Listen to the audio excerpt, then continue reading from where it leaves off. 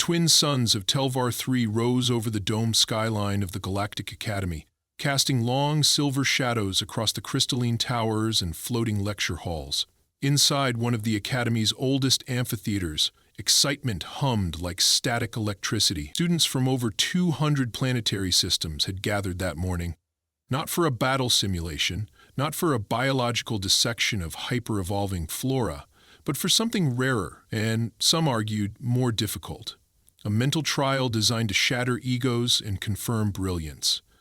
At the center of the stage stood Professor Velnar of the Quirexian Mindfolds, a tall, angular being with skin like polished graphite and 6 delicate tendrils hanging from his cranium like ceremonial streamers. He had taught at the Academy for nearly 3 galactic cycles, known throughout the quadrant not only for his rigorous instruction, but also for his unshakable belief in the hierarchy of intellect.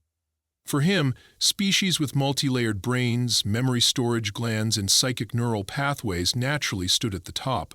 Simpler species, those relying purely on biology, particularly carbon-based creatures from underdeveloped death worlds, barely registered as intelligent. Humans, in his opinion, belonged firmly in that final category. Today, however, he was animated. His tendrils twitched with anticipation as he addressed the swelling crowd. "Scholars of the stars," he began, his voice broadcast telepathically and translated in real time into hundreds of languages. "It is with great pleasure that I announce the reactivation of the legendary Arcanexus puzzle. Forged over 1,000 years ago by the Trinary Council of Minds, this artifact has defied solution by every civilization that has dared to face it. No simulation, no algorithm, no species, not even the hive eidetics of Zerun have unlocked its logic. Until today." Gasps and murmurs moved like wind through the gathered crowd. The students, seated in rising rows that hovered in tiers around the stage, leaned forward as the puzzle was unveiled. Suspended in an anti-grav field, the Arcanexus appeared as a sphere of interlocking rings, some glowing faintly, others dull, each covered in alien symbols that shimmered when touched. It gave no clear instructions, no starting point, no end goal. Yet it pulsed with dormant intelligence, as if aware of its own mythos. To solve it, the Academy had promised, was to demonstrate not brute cognitive power, but a deeper understanding of universal logic. Whatever that meant. Professor Velnar stepped back. "One by one you may approach. Let the challenge begin." The first to try was Corel from the Mirren Syndicate, a translucent being whose brain was visible inside a gel-like cranial shell. He hovered to the sphere and studied it with his 16 ocular nodes, each one capable of processing separate spectrums of light. His tendrils extended, manipulating the rings with microscopic precision. For 10 minutes he worked silently, then stepped back, blinking all his eyes in resignation. No discernible pattern. Impossible inversion. Next came Hiara, a psionic scribe from the wind moons of Thalir. She floated forward, eyes closed, accessing a hive mind memory archive through her biolink tattoos. The symbols danced under her mental influence, shifting as if reacting to her thoughts. But the puzzle did not yield. She frowned and retreated. "Reactive, yes," she murmured, "but it defies telepathic mapping." Dozens followed. A robotic intellect from Makara ran 5 million simulations in real time. A crystalline entity from the planet Druz sang harmonic frequencies into the rings. Even a time-folding Ethrin tried to reverse-engineer the puzzle's solution by stepping briefly into the future, only to discover that even future versions of herself had failed. By midday, frustration was mounting. Some students whispered that perhaps the puzzle had no solution. Others speculated it was never meant to be solved, merely admired. Professor Velnar's expression, however, remained smug. The real test, he believed, was not about solving the puzzle, it was about recognizing one's inferiority when faced with the unknowable. And then, unnoticed among the glimmering species and adorned intellects, a human student named Alex sat quietly near the back. He was young, barely 20 Earth years, and slender in build, with a soft-spoken demeanor that made others often forget he was present. He had transferred to the Academy on a research grant from Earth's newly formed Interstellar Academic Exchange Program. Most of the other students viewed him as a curiosity, some as an intruder. He didn't have telepathic ability or extra limbs. His only known advantage was stubbornness, a trait Earth instructors called tenacity and aliens often called reckless persistence. Alex listened carefully, his fingers laced under his chin. His blue eyes followed the subtle reactions of the sphere to each failed attempt. When the robotic Machari entity declared insufficient parameters for logical progression, he tilted his head slightly, a memory stirring in the back of his mind. Something familiar. Something he had seen, not in a lab or class, but in a very different context. He thought about the puzzles from his childhood, not the holographic ones in school, but the old wooden ones from his grandmother's house, the ones with pieces that slid or twisted, where the trick wasn't solving a complex equation, but recognizing what wasn't immediately obvious.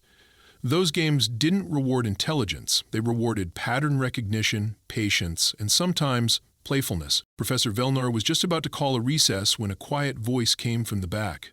"May I try?" All eyes turned. The professor squinted. "Name?" "Alex Carter. Earth. Human." A pause. The silence rippled with disbelief. Someone snickered. Others exchanged glances, not bothering to hide their amusement. A few looked uncomfortable, knowing what often happened when lower-tier species embarrassed themselves in public challenges. Professor Vilnar hesitated for a moment, then gestured coldly. "If you insist." Alex stood, brushed the creases from his academy tunic, and walked down the curved steps to the stage. He didn't carry any tools. He didn't glow, vibrate, or hover. He was just a human, plain and fragile, with lungs, skin, and a heart that beat too fast. But his expression was calm, not confident, just thoughtful. He approached the sphere slowly, the glowing rings reflected in his eyes. Up close, it was even more beautiful, elegant, intricate, and somehow familiar. He didn't reach out yet. He just watched. The symbols flickered subtly when he shifted his weight from one foot to the other. He noticed that. He noticed how certain rings pulsed in rhythm, how one symbol repeated every 7 positions, how another changed shade when not touched for 60 seconds. These were cues, not tests, and somewhere in all of it, a memory clicked. Not a calculation, not a flash of genius, just a soft, simple realization. Something about this wasn't meant to be solved with raw power. He was ready. A subtle vibration hummed through the floor beneath Alex's boots as he stood before the puzzle, the kind of vibration that suggested the artifact had detected a new participant. Whether it was programmed to recognize each individual species or simply responded to proximity, he didn't know. He also didn't care. His focus narrowed to the sphere, its overlapping rings now gently shifting in a hypnotic pattern, as though reacting to his presence alone. From her position in the upper seating tier, Hera crossed her arms, her metallic blue skin tightening with a mild frown. She leaned toward Corel and whispered something unintelligible to most ears. Corel responded with a quiet pulse of amusement from one of his lateral lobes. Around the amphitheater, others began murmuring again. No one spoke loudly. There was still a measure of decorum required in the presence of the artifact, but it was obvious that skepticism was thick in the air. Professor Velnar did not bother hiding his disdain. His 6 tendrils drooped, twitching with an irritation that was nearly imperceptible to most species, but glaringly obvious to anyone familiar with Queerexian body language. He paced silently to the far edge of the stage, arms folded across his narrow chest, and tapped twice on his command ring to begin the formal observation protocol. A holographic record shimmered into view beside him, documenting every micro-movement of the participant and every reactive pulse of the arcane nexus. Alex didn't flinch under the scrutiny. He didn't rush. His fingers remained at his sides for a full minute while he simply watched. The rings shifted lazily, their symbols fluctuating in shade and shape. There was no obvious input point, no buttons, no levers, no indication of how the puzzle was intended to be manipulated.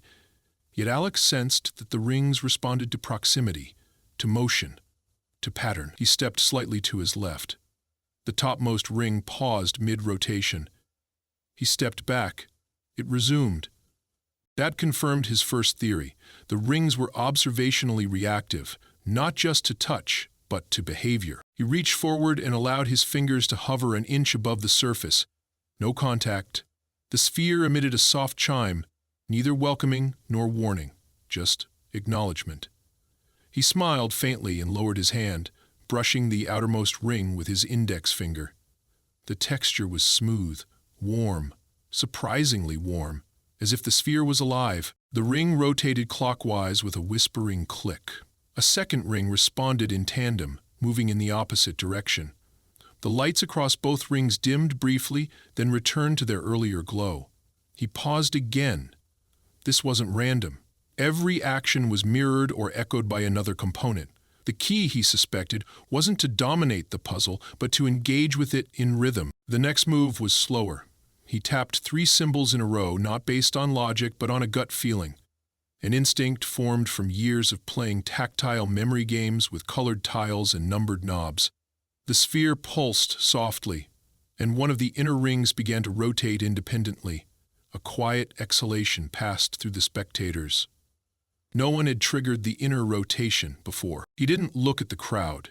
He didn't need their approval or their surprise. His entire world had narrowed to the sphere, to its subtle cues, to the sensation of doing something right without needing to understand why. It reminded him of the difference between instinct and knowledge. He was operating from instinct, and for this puzzle, that might be exactly what was required. Another symbol changed, just one. A soft glow shifted from pale blue to vibrant orange. He recognized the shape, though he didn't know its name. It looked vaguely like a water droplet split by a horizontal line. He tapped it once, then paused. The sphere did nothing for a moment. Then, with a metallic shiver, it retracted one of its outer plates, revealing a recessed dial with concentric grooves. The amphitheater gasped collectively. Professor Velnar straightened. His tendrils rose as if charged with electricity. He approached the holographic record, verifying that the artifact had indeed entered a new state. He said nothing, but his posture betrayed unease. Alex tilted his head. The dial didn't move when he touched it. Instead, it seemed to absorb the warmth of his fingers, glowing faintly where he pressed.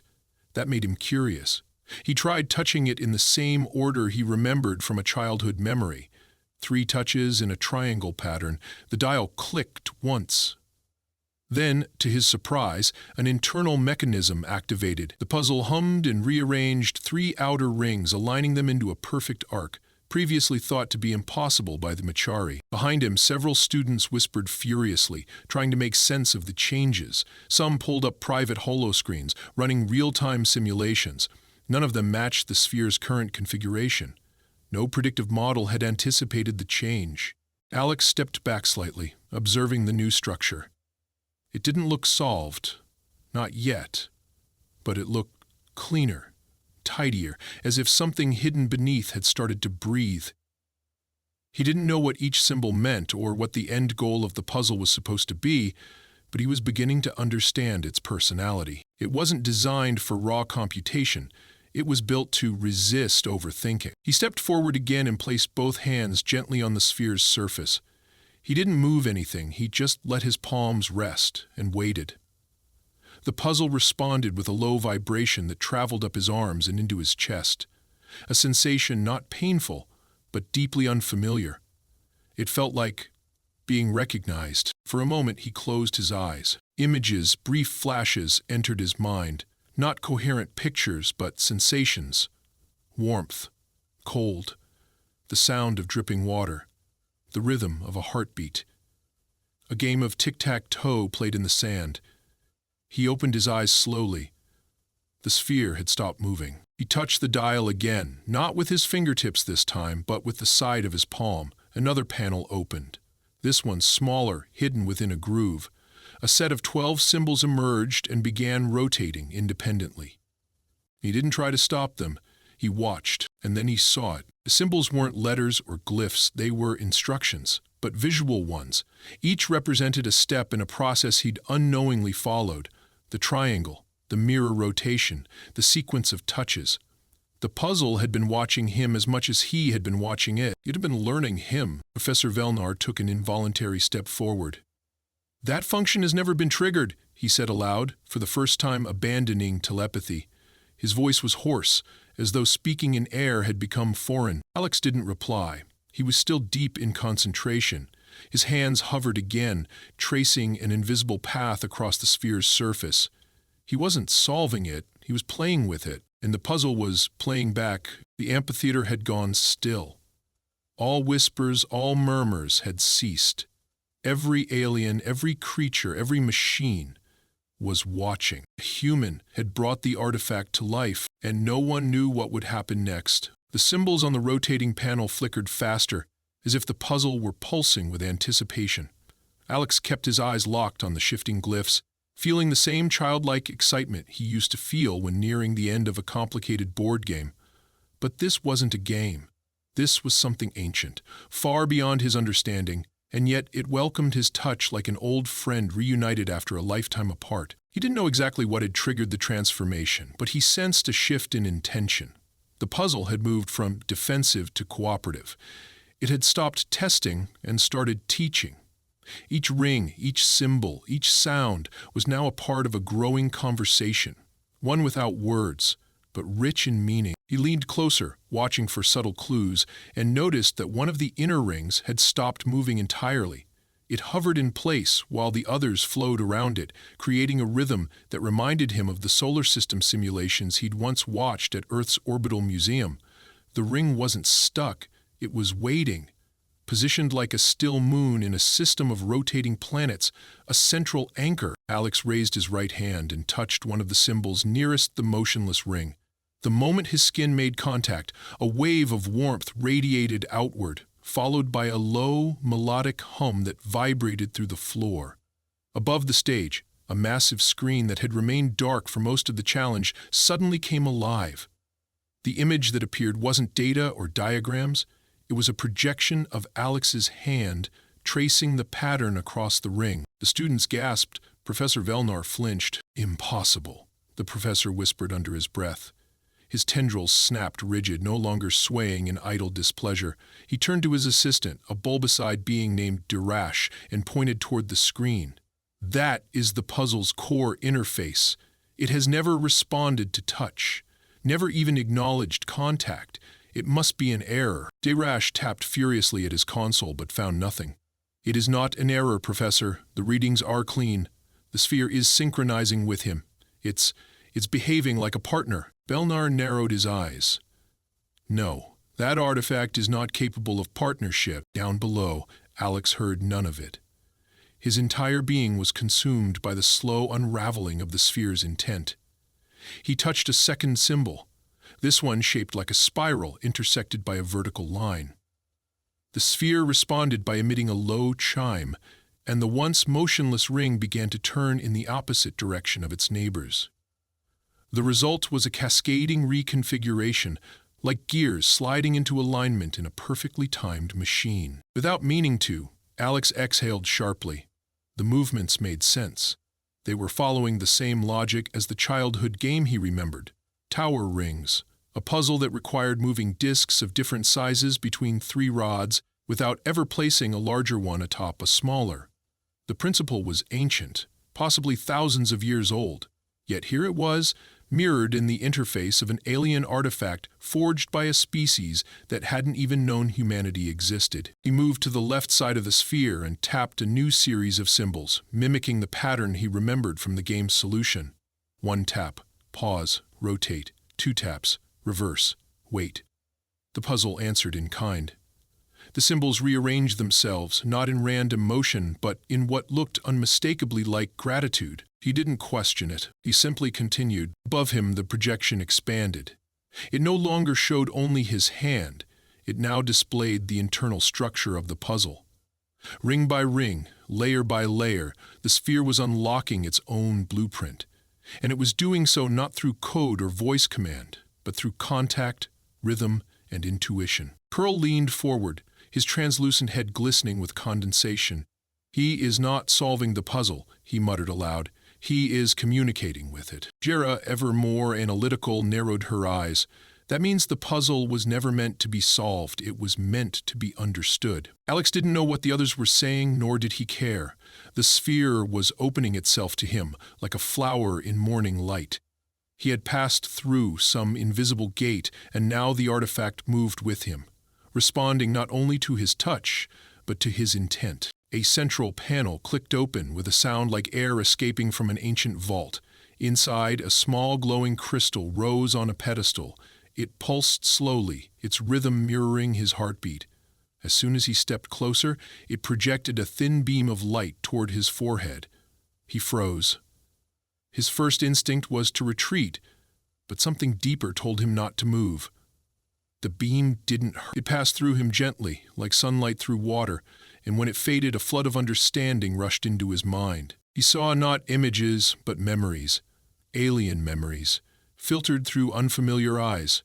A child drawing circles in sand. A woman passing a glowing orb to her son. A classroom of younglings being taught to unlock a sphere with patience, not force. The puzzle was a teaching tool, a memory keeper. A key, yes, but a key to empathy, to shared logic between worlds. He stumbled back a step, not from fear, but from the weight of what he'd just experienced. The crowd above remained frozen in silence. Professor Velnar walked briskly to the edge of the stage, his tendrils rising in a defensive arc. "Step away from the artifact," he ordered. Alex blinked slowly. "Because what you're doing violates protocol. No participant is permitted to engage with the artifact beyond the test phase." "I didn't break anything," Alex replied calmly. "It invited me." "Don't be absurd. That is a relic of the Trinary Council. It doesn't invite." Alex looked back at the sphere. The rings had stilled. The symbols were glowing in soft green, as if listening. "I think it does." Velnar's tendrils twitched sharply, and he signaled for the evaluation droids to move in. Two hovered forward, their limbs bristling with tools designed for artifact extraction. Alex didn't move. The puzzle pulsed once. As the droids reached within a meter of the sphere, the artifact emitted a shockwave, a pulse of golden light that knocked both droids backwards into the lower platform. The crowd erupted in noise. Alex remained motionless. The puzzle was protecting itself and him. Professor Velnar took another step forward, but Darash placed a hand on his shoulder. "Sir," he whispered urgently, "this is no longer an experiment. This is a recognition event." "What nonsense are you speaking?" Darash didn't flinch. "The puzzle has designated him as an authorized communicator.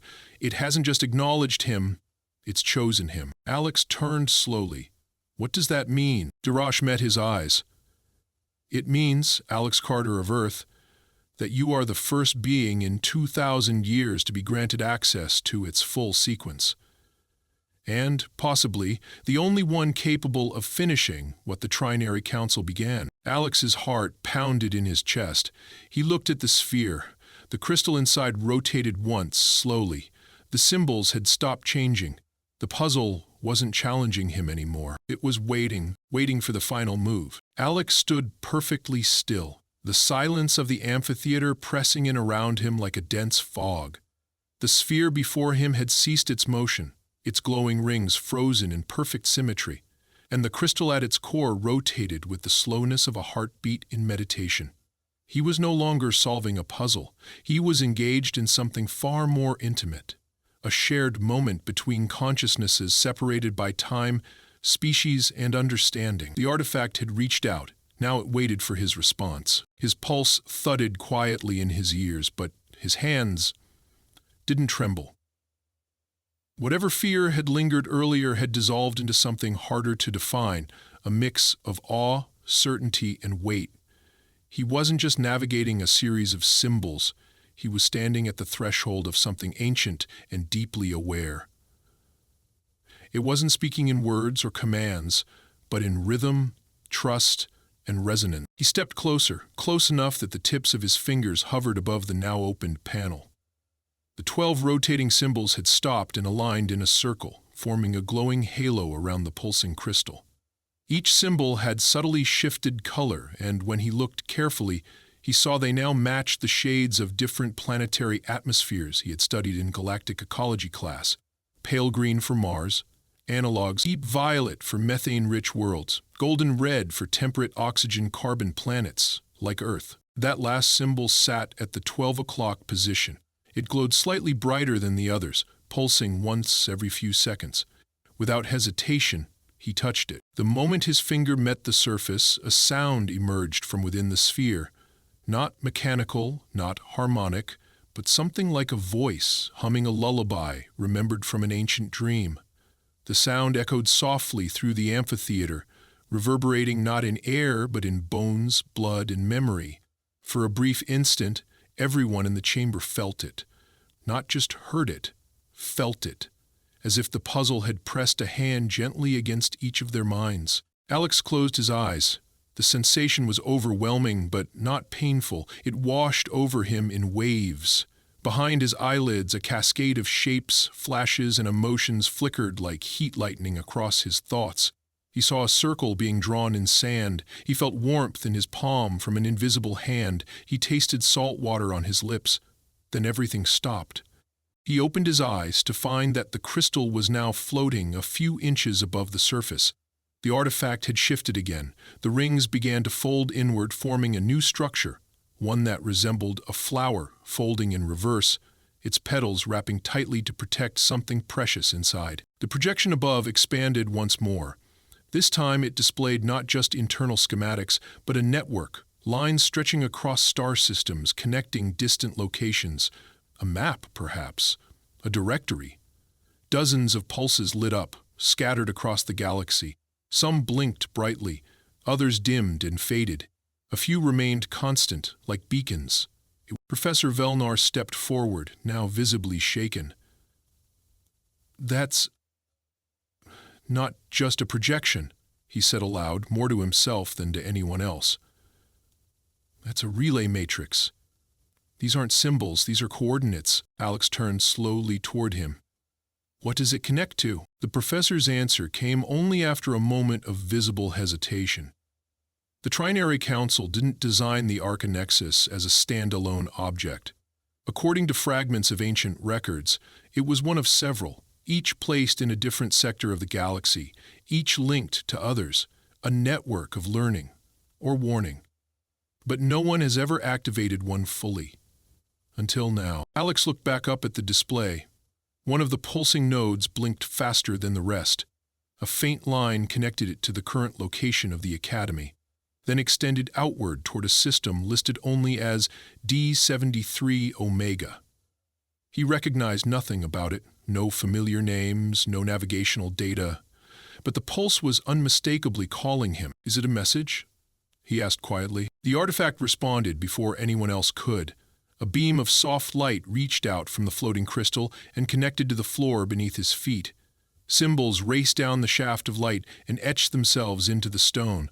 A pattern emerged, geometric but elegant, 12-sided, perfectly symmetrical, like a wheel of decisions. Alex stepped back to observe it. The wheel began to spin slowly, casting dim reflections against the chamber walls. Within its center appeared a holographic image of a hand, his hand, followed by a second, alien in shape, with 3 fingers and no visible nails. The 2 hands moved toward each other and stopped just before touching. The meaning was clear. Connection. Alex hesitated only a moment before placing his palm into the wheel's center. The image shimmered. The alien hand matched his motion, aligning perfectly with his, and then the entire chamber dimmed. The lighting systems of the amphitheater flickered, and a low tone echoed from every surface, as though the entire building had been swallowed by silence. Then, without warning, every datapad, holoprojector, and screen in the room displayed a single symbol, the same one that had glowed brightest on the artifact. The golden red emblem for Earth. Professor Velner's voice cracked. "The puzzle has chosen a keyholder." "What does that mean?" Kiara called out, finally breaking the stunned silence. Darash answered, his voice trembling. "It means the artifact has completed its scan of his genetic, cognitive, and empathic profiles. It has confirmed him as an acceptable bridge between the ancient interface and the living archive." "Archive?" Carell asked. "Yes," Darash nodded. "It's a repository of interstellar memory, culture, knowledge, diplomacy. It was never a test, it was a gate." Alex turned to the professor. "Then why give it to students as a challenge?" Professor Velnar did not answer immediately. His face had gone pale, and his eyes shifted from Alex to the artifact and back again. When he finally spoke, it was not with anger, but with something close to shame, because we misunderstood it. For generations, we believed it to be a device meant to measure brilliance, to crown the most intelligent among us. We tried to conquer it with logic, with mental power, with pride. But it wasn't designed to reward intelligence. It was meant to recognize harmony. Alex nodded slowly. That's why it responded to games, to play, to curiosity. The professor looked down at the floor, his tendrils wilting. We dismiss simplicity as inferiority. A new symbol appeared on the projection, one that none of the systems could translate. It shimmered between languages, refusing to lock into a known script. Yet every person in the room understood what it meant. Welcome. The artifact's crystal descended slowly, now no longer humming but glowing steadily. The rings folded inward until the entire structure resembled a smooth sphere once again, closed but not dormant. It rested at the center of the etched pattern on the floor, silent but undeniably awake. Alex stood before it, feeling its presence settle into stillness. The path ahead was uncertain, but the puzzle had become a compass. He had not just opened a device, he had awakened a legacy. Alex remained standing before the artifact, long after the glowing crystal had settled into stillness. His hands were at his sides, and the chamber's light now carried a quiet softness, no longer sterile or clinical. The air itself felt warmer, charged with something more than electricity, something like reverence. Around him, the great amphitheater was hushed in awed silence. No one moved, no one spoke. Even the professor, so often proud and animated, stood with his arms loosely at his sides and his tendrils folded gently over his chest. The ring of light beneath the artifact began to retract, its carved symbols folding back into the floor without sound. As the final groove disappeared, a single beam rose from the puzzle and etched a floating glyph into the air above Alex's head. The symbol turned slowly in place, casting golden reflections onto his shoulders. Though none of the observers could translate it into their native languages, each felt its meaning settle into the mind with gentle finality. Alex stepped back as the artifact's glow faded entirely. It no longer pulsed, and its rings remained sealed, no longer rotating or reacting. Its silence was not a retreat, but a rest, as if its purpose, for now, had been fulfilled. Dirash approached cautiously, datapad in hand, but the device blinked with an error message. No further sequences available. Interface concluded. He turned to the professor. It's gone dormant. No further signals. Professor Velnar looked at Alex, this time without the hardened lines of doubt or superiority. His voice, when he spoke, was heavy with thought. The artifact has completed its engagement. It has no more to show us. That is unprecedented. Alex nodded slowly. I think it finished what it was meant to do. What exactly did it do? Asked Hyara from the upper tier. Her voice was steady but softer now, no longer cold with analytical distance. If it was a key, what door did it open? Alex looked around at the other students, then up at the central projection, which now displayed nothing but faint starfield patterns. It didn't open a door, he said quietly. It reminded us that the door was never locked. Corell, who had been quiet the entire time since the last projection ended, leaned forward slightly. Then why did none of us see it before? Alex gave a small smile, not triumphant but understanding. Because you were trying to win. I was just trying to understand. The professor let out a long breath. We've been using this artifact as a measure of intellect for generations, and yet it responded not to brilliance, but to balance, to emotion, to memory. You didn't dominate it. You met it. Alex nodded. It was never about solving it. It was about being seen by it. The silence that followed was not heavy, but thoughtful.